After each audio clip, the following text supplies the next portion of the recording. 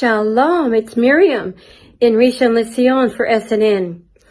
Well, we're going to talk about Purim today. In the 5th century BCE, in the ancient Persian Empire, is an amazing story of how the Jewish people were saved as a nation.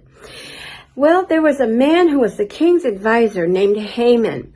And the king at the time was King Ahasuerus.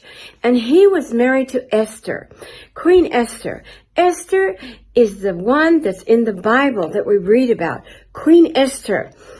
And the reason that it's so exciting is because Haman had, in his indignation and his hurt pride against Mordecai, a Jewish servant also in the king's court and relative to Queen Esther, he had found out that Haman wanted to kill all the Jews because Mordecai the Jew would not bow down to him. So Queen Esther, she went after her prayer and fasting before the king, and the king did hear her plea.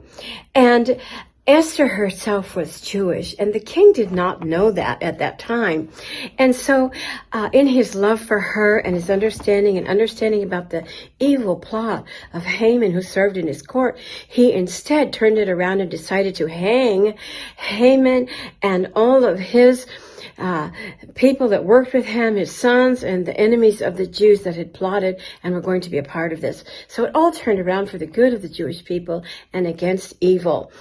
And so can't we see that as a prophetic for today? How we need to stand before the King and how we can plead before him, how we can ask for him to save us. The King of Kings, Jesus, Messiah of the whole world. So why was this going to happen? Well, it was because there was a not bowing to the king. But this is not the king of all kings. This was the king of the age. And that simply is the rule, to bow down. You must bow down to the king. And so the Jewish people only bow down to the God of Israel and to the king of Israel.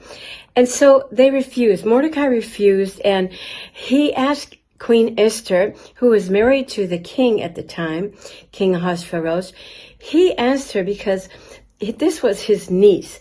The queen was his niece. And he said, if you would go to the king and implore for the Jewish people, perhaps he'd have mercy on us, and perhaps he would change his mind, and maybe for such a time as this, you were born, to save the Jews, he said to his niece. And so that's what she did. She fasted and prayed so she could stand before the king. As we wait for Yeshua's voice, as we wait and we take refuge in his authority, we can also be his bride, as we are called. The Bible calls us his bride. And delicious cookies are eaten at this time called the ears of Haman, Ovnei Haman. And they are eaten every year, and they're just delicious. They have dates in them, date tasting, which is a great fruit in Israel, a great tree that we harvest in Israel, the date tree.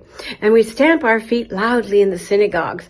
And that is to remind us that Haman was stamped out by God and all of his evil. And we dress up in very nice costumes and very joyful colors to remind us each year, to remind one another that the God of Israel is active and living, and he loves his people, and he will save them, no matter how bleak or how dark it may look. There is hope in the God of Israel.